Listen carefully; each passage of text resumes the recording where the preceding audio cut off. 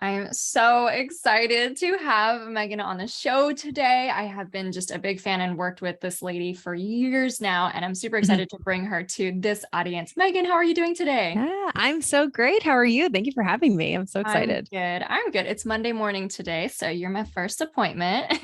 Oh, I love it. I feel special. Awesome. Well, Megan, tell the audience today, please, just a little bit about you and what you do.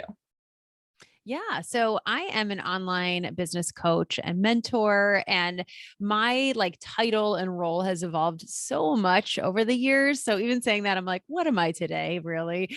But basically, I got started in online business a long time ago in 2012, and I've been building businesses since then in one form or another. Started in network marketing, and then branched out and started my own business in health and wellness, and quickly realized my passions and skill lied more in the business and creativity coaching and just more big picture. And so I dove into that in 2017, 2018, and have not looked back. It's been a wild ride, and my business has had so many iterations, pivots, all of this amongst all the growth and things like that. And now I'm mainly helping online coaches and service providers start and scale their business. And I focus on helping them develop what I call is a unique method, something where they can stand out because their approach is different than someone else who says they do the same thing as them. How do they really stand out online?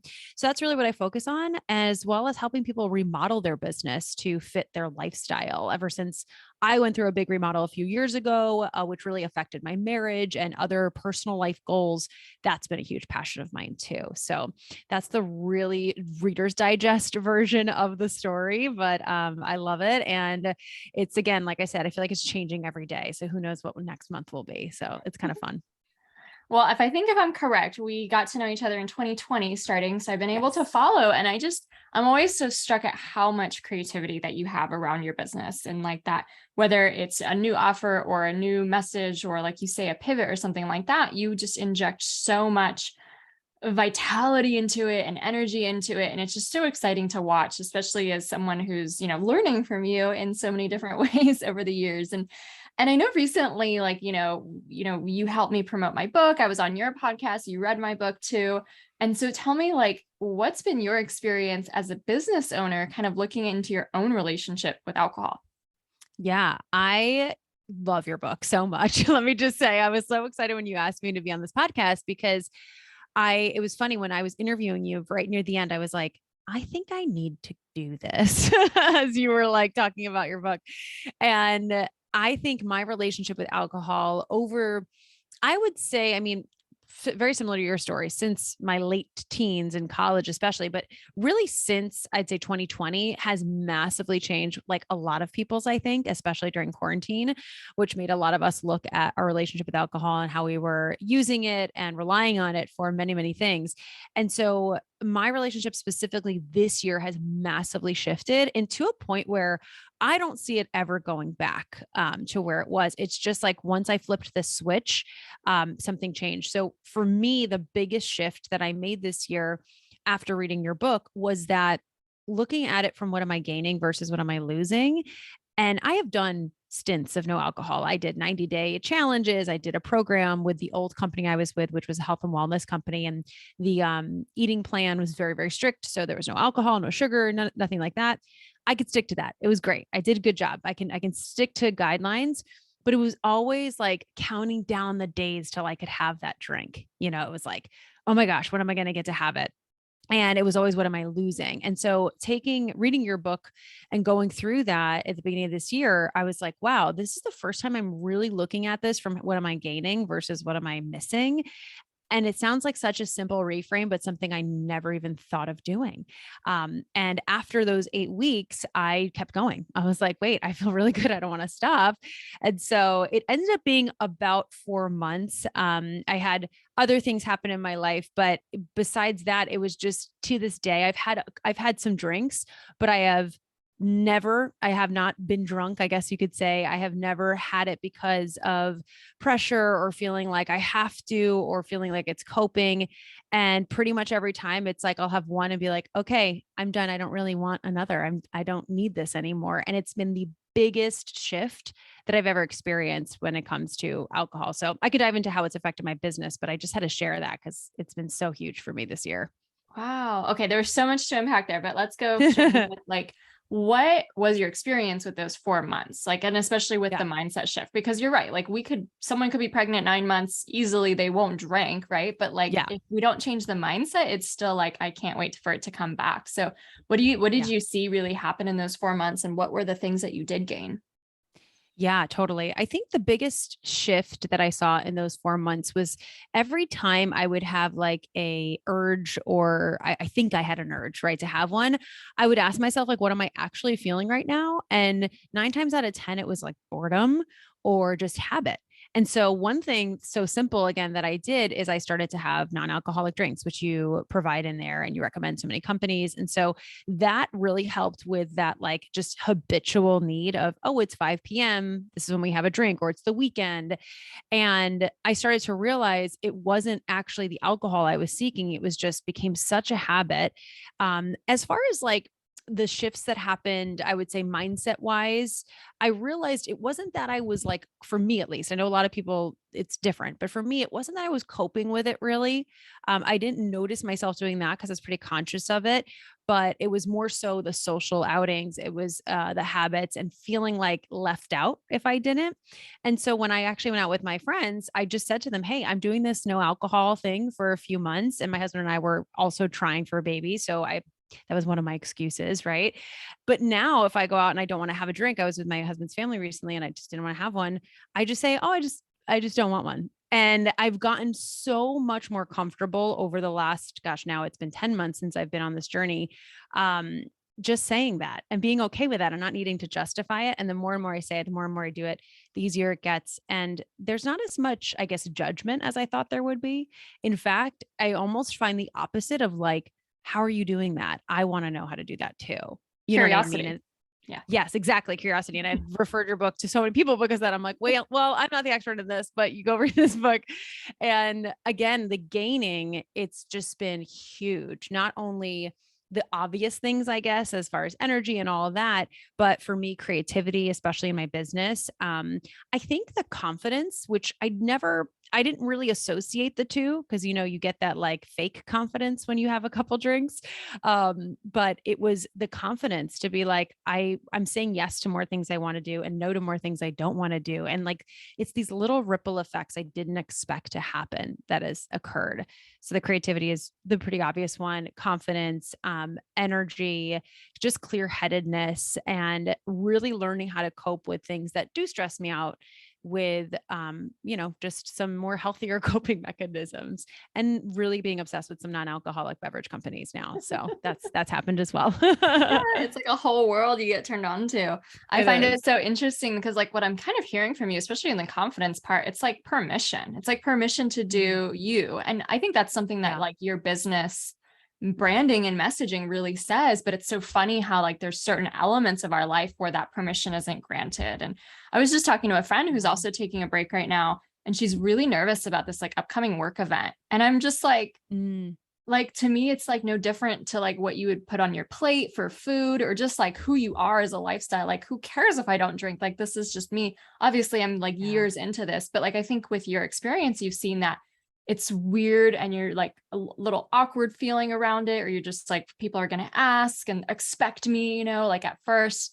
and then you start wearing it slightly differently, and now like you're just like, Yeah. I'm not going to let anyone even give me crap about this. Like, this is just better Yeah. for me. You know what I mean? Just like we could do with any decision in our life, what that is. Totally.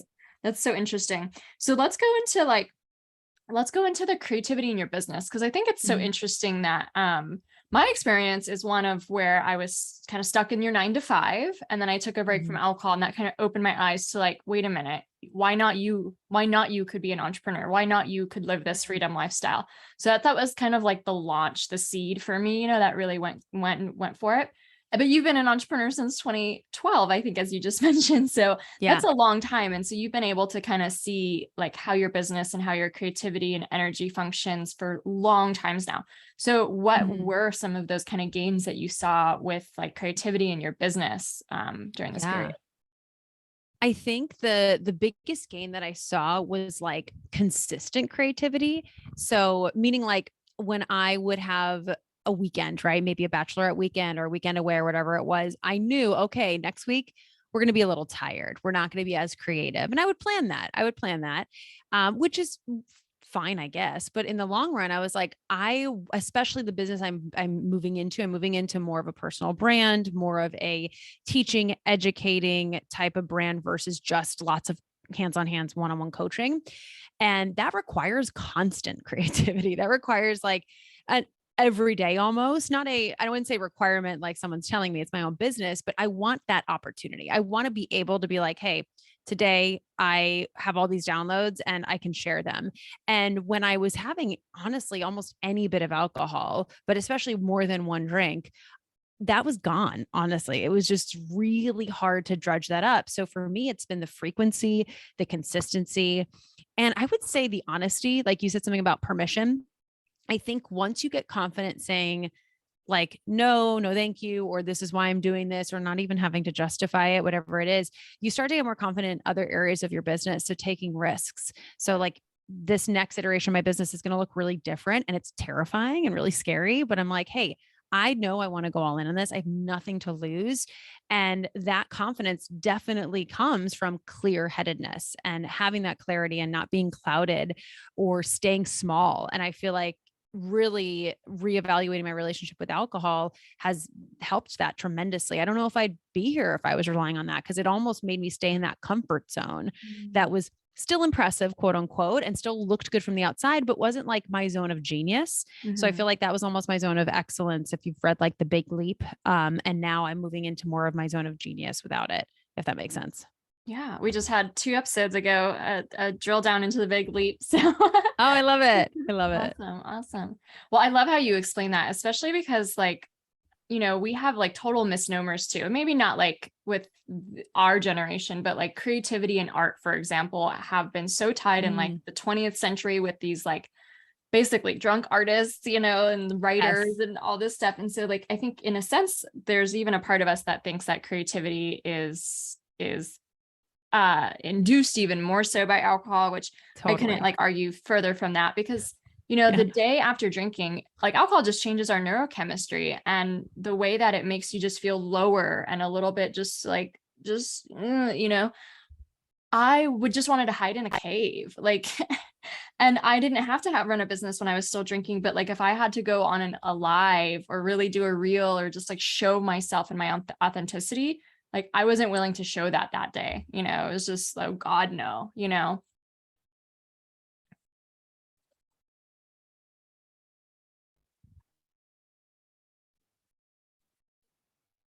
Yeah.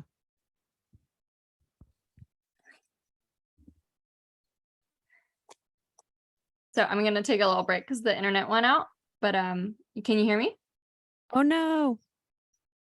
Okay. Yes. Now I can hear you. You froze for a second there. Okay. All right. You froze for a second there. Sorry about that. Back. Okay. I'm going to go back now. Okay, great. I got most of that though. It just froze for a little bit. And I think it's so interesting too, because like there is a courage that happens as well. Like how you say it spills over really into these other areas because like it's a weird thing. Like it's a weird thing to say you're not drinking. It's a weird thing to order a mocktail from someone. It's a weird thing to explain it to your friends. But like you start getting more comfortable and courageous around that. And then you become more courageous about the other things that maybe you were not giving yourself permission to do, which I just find so exciting. And that's why like a lot of people who haven't done this before or taken a break or transformed their relationship with alcohol, I think they even have a hard time believing these more ethereal concepts around it, you know, like obviously I'll feel better and my energy might go up, but am I really going to be able to do this, this, and this? Well, because this is kind of like the outcome from that. So tell me now a little bit, like there's something so beautiful where you arrived, where you've made a lot of changes and you've actually started listening, I think, more to like, not the reflex, but like really what your soul wants. And so it's almost like you have this like take it or leave it energy. Like there was a part of you that's like, I actually don't want to drink today because I just don't want it. You know what I mean? And I think that's the most beautiful place to arrive, is that like, it's just like a cigarette almost. Like, yeah, I could smoke a cigarette, but I'm not really like that attracted to that, you know what I mean? So it doesn't have the same feelings of like deprivation. And arriving there, like, how does that feel for you? It's a combination of, it's interesting. It's a combination of like freedom and control. If that makes sense. And it's kind of like when I compare, this might be a stretch, but when I compare people who want to prep their content or plan ahead, but don't want to be so planned that they don't have the in the moment, spurts. And I always say, I think it's like, I'm forgetting the phrase in the moment, but it's like structure creates freedom. I think that's the phrase it is. And that's kind of what I feel like is now that I have this new perspective since doing that your challenge, now that I have that, every time I'm about to have a drink or I'm thinking of having a drink, I kind of run through these questions. It's not just a habit anymore, And so that feels really freeing because it's not like I'm succumbing to a social standard or a societal pressure. It's like I'm making the decision. I'm the one in control. And that's just, I'm a big fan of radical responsibility and taking responsibility for your actions. And that's me living in that value. You know what I mean? Yeah. And that's been really huge. Even yesterday, my husband and I like to watch football and well, he loves football. I watch occasionally and I've tried to get into watching it a little bit more. And back in the day, we used to go to Sunday brunches and it was a lot of fun and I would look forward to it. And we almost were going to do that. And then we decided just to watch from home. And I thought to myself, if we went out, would I have had like a drink? Right. And in the morning, I had that again, habitual. Ooh, I associate Sunday football with like an Irish coffee or a mimosa or whatever it is. An hour later, I was like, I don't have that urge anymore. It was just habit. So for me, I'm just connecting how much all of these scenarios in my life that related to alcohol were just habits that I just have to kind of break. So that's been a huge revelation for me, honestly. And my husband is like not drinking at all either. So we've been kind of doing it together, which has been really cool. That is so cool. I've been just Yeah. reading a book recently about like this idea of like hypnotic trance and that like when we get into habits, like we get into this like sleepwalking stage. And obviously habits can serve us in good ways, but like it is always such a cool way to bring in like mindfulness and change into our habits because it really allows us to have that same sense of change around these other areas of our life. You know what I mean? Yeah. So we're not just sleepwalking through life all the time. Yeah, exactly. And that's kind of what it felt like. It's almost, I went out to dinner with some girlfriends in New York City and I didn't have one. And I wouldn't say lucky because I think I was intentional with having these friends and keeping these friends. They were so supportive. They're like, that's amazing. And they each had one drink. So it was very calm. But even then I was like, I guess I could have one. And I was like, no, I don't want one. This is so silly. Why? And just like going through that mental chatter. And once I decided, I think you say this in your book too, it was like, oh, wow, look at all the energy I just saved because I just decided already and I didn't have to think about it for the rest of the day. Or if I do have one and someone's saying, oh, do you want another? No, I know it. I'm having one and I'm done if I'm going to have one. And so even that decision has made a really big difference. So it's saved me, I think, to go back to the creativity piece. It just saves me so much energy, like mental energy. And that's huge. If you're going to be a creative and I'm constantly creating content, needing to have those ideas flowing, if a lot of my mental energy is spent in that kind of decision making, it's taking away from my business. Yeah, for sure. I always joke because I used to have this spreadsheet where like I would list how many drinks I have, and I usually didn't drink during the week, but then the weekend it would start climbing up there. And I'm just like, there was a spreadsheet, like literally think of how much energy went into that. And like, I joke, like I could have written 3 books in the time that I was working on my stupid spreadsheet. That's so funny. Yeah, exactly. Like you don't realize how much time it takes up until you're like, and analyze it, go, wow, okay, where can I put that energy instead? And it's just so much more useful elsewhere. So So tell us a little bit more about like, your business has evolved so much more. And especially this year, you seem to have this new sense of permission and daringness really to go after like what's aligned most for you today.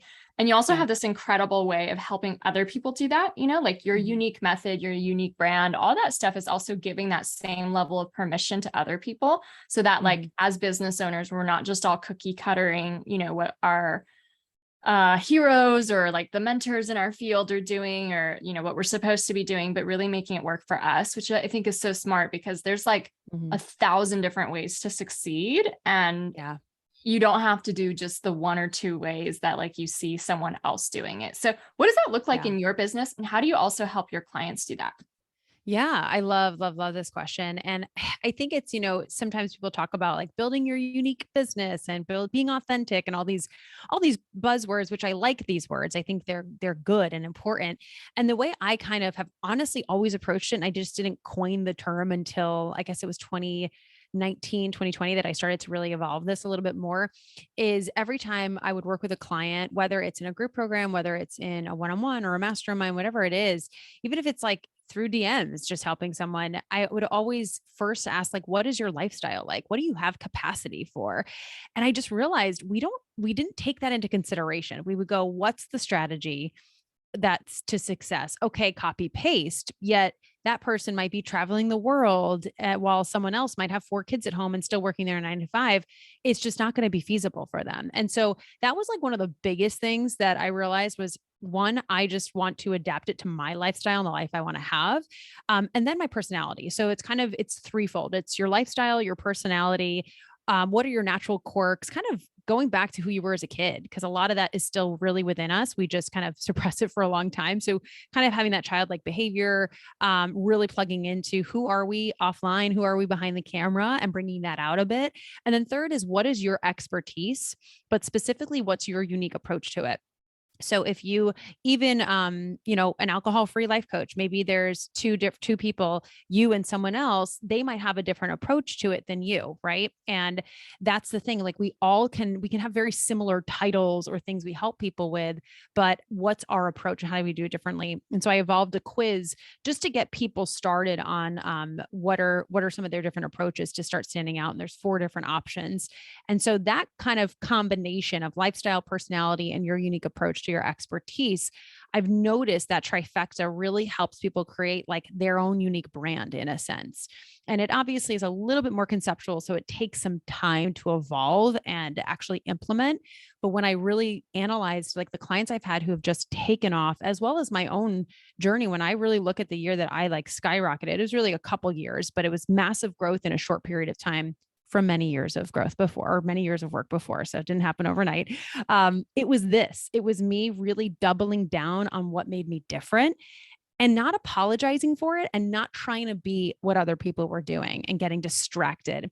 And that was the biggest thing, is having my blinders on. And so that's really what I try to help people do now, because then they're just enjoying their business so much more. They're attracting people into their world who really are about their methods and not resistant to it, which isn't fun either. So it's been really fun to see it evolve. And that's still something that I do very much to this day, even though my business has evolved. I don't think that'll ever go away. I think that's always going to be part of what I teach and do. Yeah. I find that so fascinating. Like I'm thinking about my own business as you talk. And, we're talking a lot about beliefs, obviously, when it comes to alcohol, Mhm. because I think we get ingrained with beliefs literally in childhood because we see it around us. We get ingrained in beliefs in our adolescence when we start drinking it, and then definitely over the years.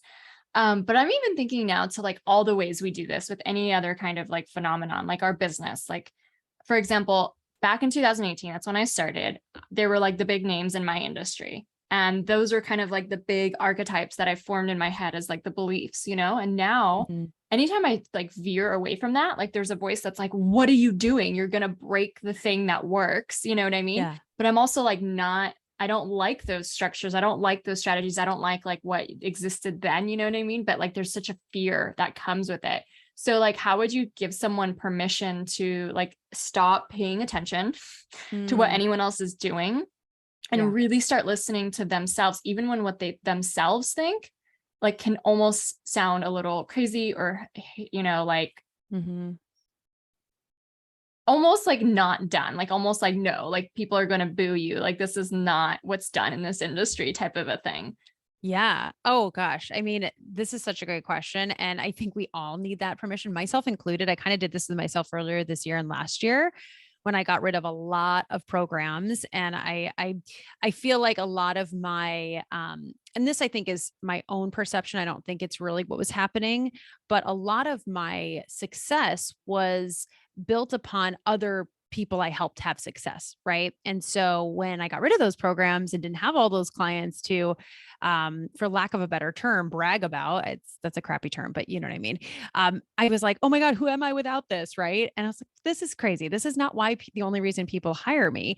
And so I had to do a very big ego check, I think. And so that's the first thing I'd recommend everyone do is go, where is this coming from? Am I wanting to follow this tried and true strategy that sure does work, but doesn't feel aligned right now because it's going to look good to the outside. It's going to impress other people. Because that's really what I had to realize was, hey, you're only continuing this way so you can say you've hit these goals and you're continuing to hit these goals and surpassing these goals and all these things, but they're not important to me anymore. It wasn't what I needed or wanted anymore. It didn't feel that creative, like genius. And honestly, again, taking that break from alcohol really made me go, wait, let's get off this hamster wheel and go, what do I actually want to do? And so I think another big permission slip I'd give you is ask yourself, what do you truly have to lose? I think we put all this pressure on ourselves that it has to be done a certain way and you've got to follow the plan. Even if you follow the most perfectly laid plan from a mentor who's had 10,000 successful students go through their course, it does not mean it's going to work out that way for you. We can't predict the future. You have nothing to lose. So even if you tried something for 30 days or 60 days or 90 days, like even, with your 8 week challenge, I was like, what do I have to lose for 2 months? I have nothing to lose, only things to gain. I would kind of go at it from that perspective. You're already an entrepreneur. You're already taking risks, doing what you're doing. Why not take that extra risk by trying it a different way? Or like you said, trusting your intuition first and foremost. I remember a mentor recommending to me to go on an opinion detox. And it was actually shortly after I did the 8 weeks. So I was like, oh my gosh, all these detoxes I'm going on.